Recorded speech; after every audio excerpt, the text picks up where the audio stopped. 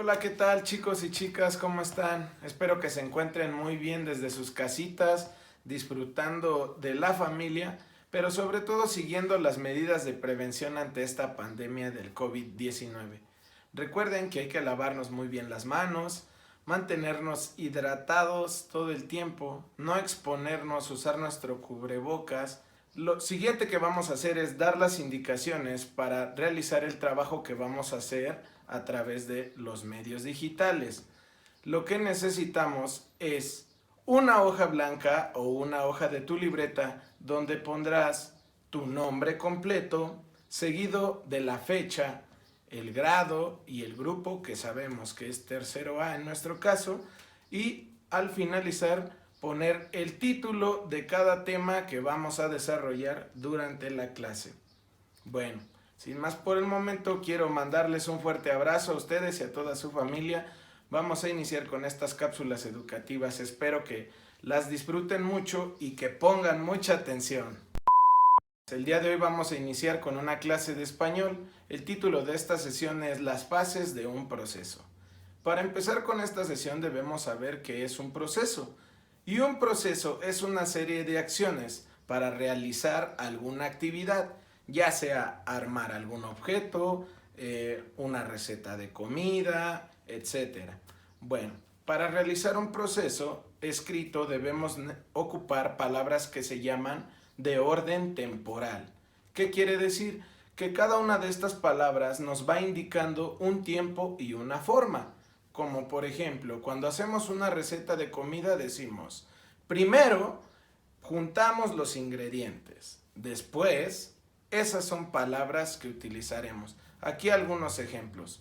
Podemos utilizar la palabra primero, segundo, luego, después, finalmente, para terminar o para comenzar. Estas son las fases de un proceso. Los ejemplos anteriores son algunos que puedes utilizar en las actividades que se te indican. A continuación, vamos a llevar a cabo otro tema de nuestra asignatura de español, que se llama Características de los textos descriptivos. Los textos descriptivos ordenan y nos describen detalladamente cómo son las personas, lugares u objetos de los que estamos hablando. Los textos descriptivos literarios, como son los cuentos o los poemas, emplean el lenguaje figurado. ¿Qué quiere decir? Que utilizamos objetos de la naturaleza y los comparamos con los de la realidad. Un ejemplo en un poema podría ser cuando describimos el cabello de alguna persona. En este momento se me ocurre decir, un cumplido para mi novia. Yo le diría, tus cabellos son de color dorado. Quiere decir que su cabello es de color miel o rubio, ¿verdad? Ese es el lenguaje figurado, comparar un objeto de la naturaleza con uno de la vida real. Por otra parte, tenemos también el lenguaje literal. El lenguaje literal es aquel que se refiere a los objetos y los describe exactamente como son. Voy a utilizar de ejemplo mi cojín que tengo aquí. Lo podemos observar y este tiene un color rosado. Si yo lo describo, diría, mi cojín es rosado y tiene un dibujo de un nopal verde. Lenguaje literal quiere decir que lo describo tal cual es, no lo comparo con ningún otro objeto. Un texto descriptivo también nos sirve para mencionar cómo es un proceso, es decir, nos explica cuál es su finalidad, cuáles son los pasos a seguir, qué características tiene el producto u objeto que voy a realizar y cómo va a quedar desde que inicia hasta que termina. Para esto podemos utilizar los textos descriptivos para poder darle un orden y detallar cómo es que es cada objeto, lugar, proceso o persona que vamos a describir.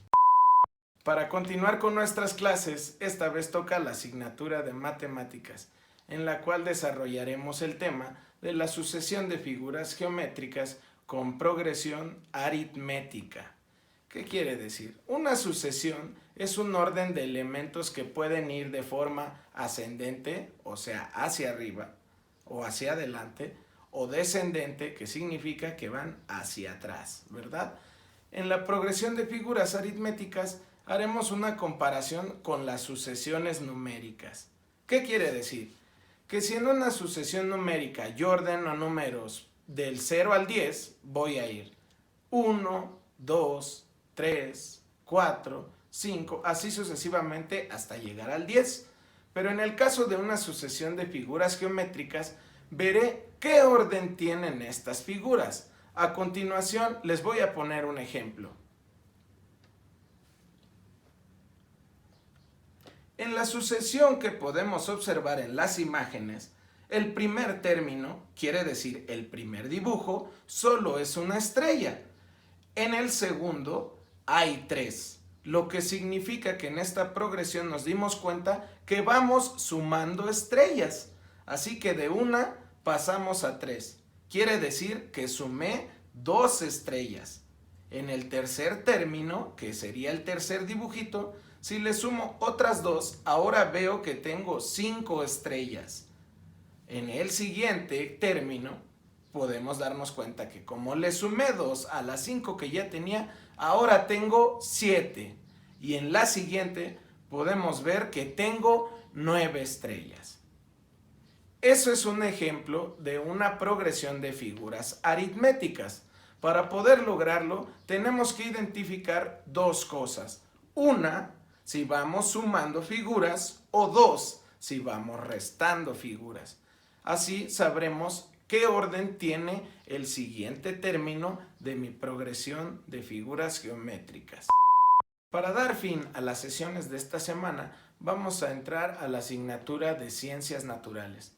En este caso vamos a hablar de la fuerza. La fuerza es todo cambio que nosotros aplicamos a un cuerpo. Por ejemplo, si yo tomo una hoja de papel, puedo ejercer un cambio en ella de movimiento, es decir, la puedo mover hacia arriba, hacia abajo, hacia un lado, hacia el otro, de forma ondulada, etc. Ese es un cambio que produce la fuerza, pero es un cambio de movimiento. Quiere decir que este cuerpo se dirigió en diferentes direcciones, pero no modifiqué su forma, ¿verdad?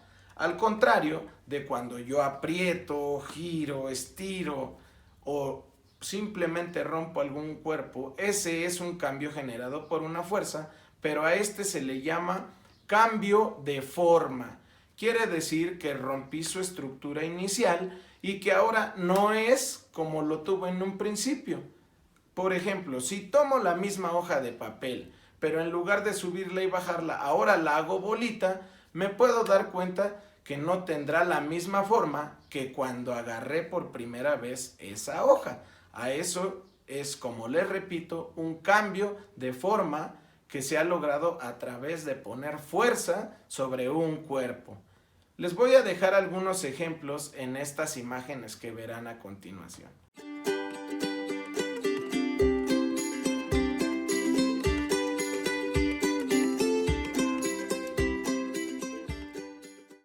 Bueno, y es así como llegamos a la sesión de esta semana. Espero que la hayan disfrutado mucho. Cuídense mucho, les mando un fuerte abrazo desde la comodidad de su pobre casa.